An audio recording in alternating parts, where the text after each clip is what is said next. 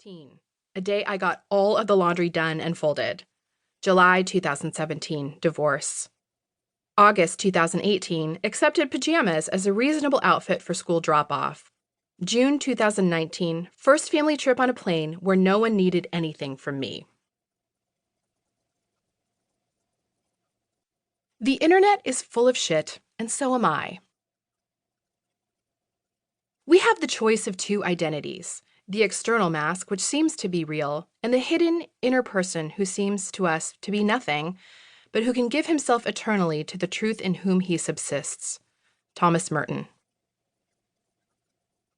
A couple years ago, NPR reached out to me for a segment they were doing about the holidays. They wanted to interview me for tips on how moms could stay organized and calm in the midst of the season. I said yes, being the NPR nerd that I am, and then promptly forgot to put the interview in my calendar. I had absolutely no business giving any shred of advice on successfully navigating the holiday season. I have a massive meltdown pretty much every year mid-December. I predictably overbook myself, take on too much, and fail to say no. This particular year was no exception, and my stress was affecting my health. I wasn't getting enough sleep, my immune system was shot, and I had developed shingles, a reactivation of the chickenpox virus that manifests in mind-numbingly painful blisters.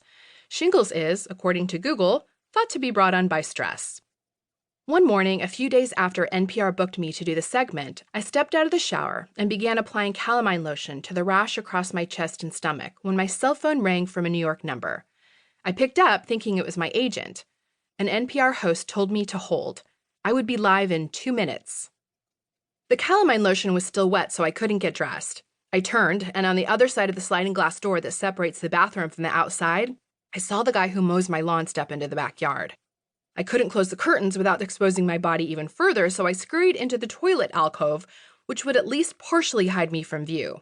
There, naked, with sopping wet hair and covered in calamine lotion, while hiding from a man mowing the grass in my backyard, I gave a national interview on how other people could stay sane during the holidays, including tips on mindfulness, self-care, and slowing down.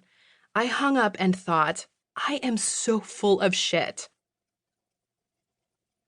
Back in my 20s, I loved to scour through home design magazines for inspiration. Today, I am just as likely to peruse Pinterest, home decor websites, or foodie Instagram accounts as I am to read a magazine. The shift from magazines to social media has spawned a marketplace where anyone can create inspirational content. I love the fact that the internet allows creatives to publish their own work. We are looking at real people, real homes, and often real families. We think. As a personal blogger, I've been in conversations with many other bloggers who've noticed this shift. Blogging started out as a kind of online journal, but for many it has morphed into more of an online magazine, little snippets of real life that perhaps don't paint the full picture. It's the highlight reel, and honestly, sometimes it's very staged. I've gotten to know enough social media mavens to know that under the perfectly clean kitchen counter is probably a pile of recently cleared junk. I've met the homeschooling mom who has hired a governess to teach her kids while she blogs. I know Instagrammers who take a week's worth of wardrobe photos at once, with their hair and makeup professionally done, and then post them every day with an outfit of the day hashtag, so we think that's how they always look. I know the mommy blogger who takes her kids to open houses and takes photos in those perfectly staged houses to present the illusion that's her life. I've met the blogger who portrays her marriage as amazing and fun when in real life things are strained and distant. Oh wait, that last one was me. I worry about the false messages about life, and specifically about motherhood, these influencers are collectively sending. Many of the early visions I had for my own family were drawn from images of motherhood presented in curated feeds that highlighted a perfect domestic existence, complete with sun-kissed lighting, designer clothes, and slightly mismatching West Elm pillows. I wanted those aesthetics for my own life. Creating those scenes would make me a good mom. Then I had children, and as it turns out, children arrive with personalities and needs that do not cooperate with our fantasies.